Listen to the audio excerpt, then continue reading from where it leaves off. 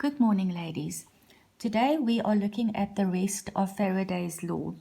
At this stage, you all know that when there is motion of a magnet relative to a solenoid, a current or voltage is induced in the solenoid. Now, Faraday's law is all about calculating the magnitude of this voltage that is induced in the solenoid. So let's take a look at it. The magnitude of the induced EMF or voltage across the ends of a conductor is directly proportional to the rate of change in magnetic flux linkage with the conductor.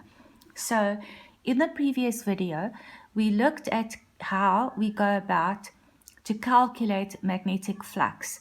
And magnetic flux is equal to BA cos theta, where B is the magnetic field strength and A is the area.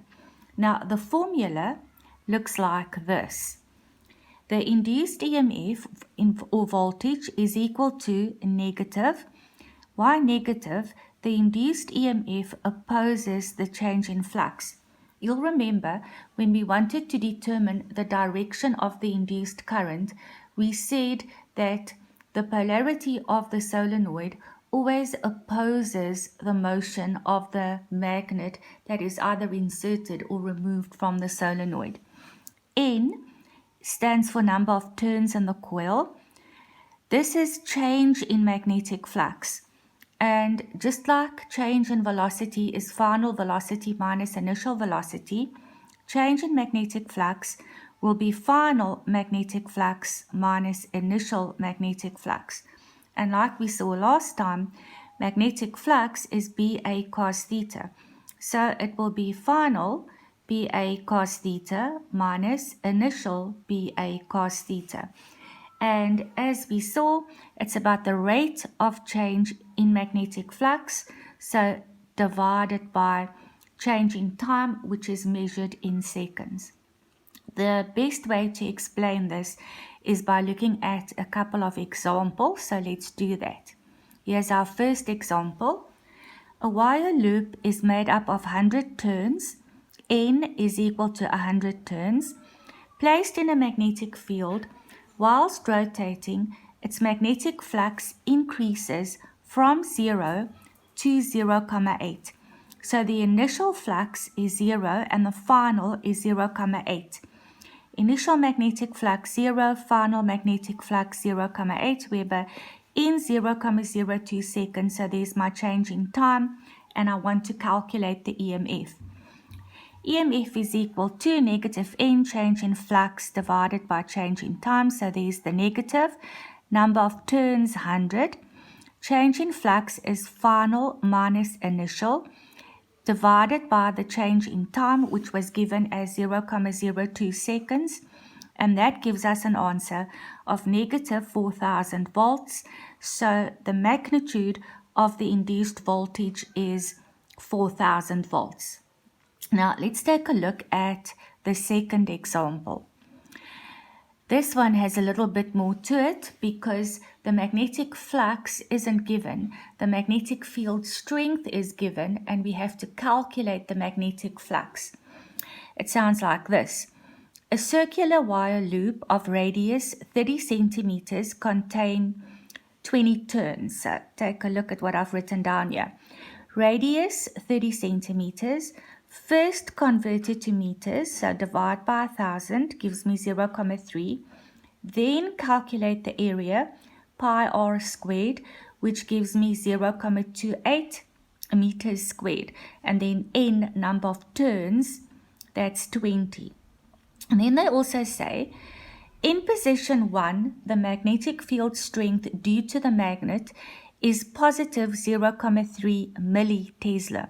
So that's my initial magnetic field strength. The magnet is pulled out of the solenoid so that the field changes to negative 0,2 millitesla. So that's my final magnetic field strength. In position 2 in a time of 1,5 seconds. So that's my change in time. They also say the positive and negative signs indicate opposite directions through the loop. And we want to find the average EMF in the loop during this time. The question was accompanied by this illustration. So there's position 1, there's position 2. Position 1 will be initial and position 2 will be final. Now, magnetic field strength B must be in Tesla. So the millitesla we have to convert to Tesla. And milli means 1,000th of something. So if I divide by 1,000, I can convert millitesla to Tesla for my initial magnetic field strength as well as for the final magnetic field strength. So EMF is equal to negative N. I've got the number of turns, that was 20. I've got the change in time, that was given as 1,5 seconds. Now I have to calculate the change in magnetic flux, and that is what I did over here. Change in magnetic flux is final minus initial. Final flux is BA cos theta final minus BA cos theta initial.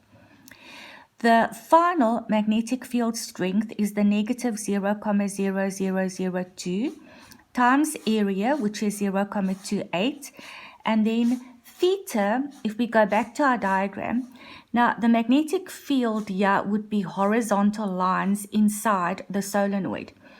The normal drawn to the surface would be over there, over there.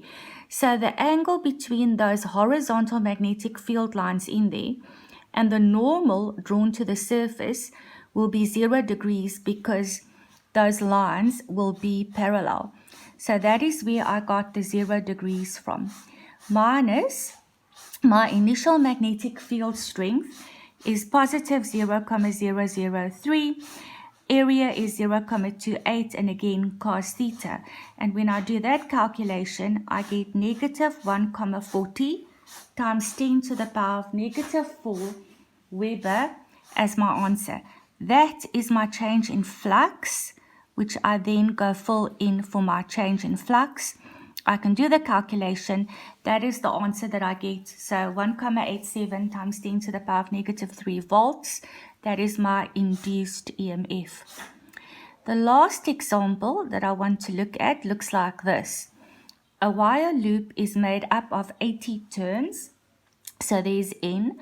Whilst rotating, its magnetic flux increases from 0, so there's my initial flux, to 1,2, my final magnetic flux, in 0,08 seconds, my change in time. If the loop has a resistance of 100 ohms, calculate the induced current. I don't have a formula for induced current, just for induced EMF, and that's of course Faraday's law. So over here, the negative is still there. The number of turns 80. The change in flux is final minus initial, so 1,2 minus 0, divided by the change in time, which is 0,08 seconds, which gives me an answer of negative 1,200 volts. So the induced EMF is 1,200 volts. They asked for current, so all I do then is I just use Ohm's law, because I know that current is equal to voltage divided by resistance. The voltage I get from there, its magnitude, so it's 1,200. The resistance was given as 100, so the induced current ends up being 12 ampere. You can then go look at exercise 10.3 on page 205, and you can do that for Tuesday. That's when I'll post the answers for that. And since we've come to the end of a section once again, you'll find chapter 10 revision questions on page 206, and the answers for that I will then post on Wednesday. Thank you, ladies.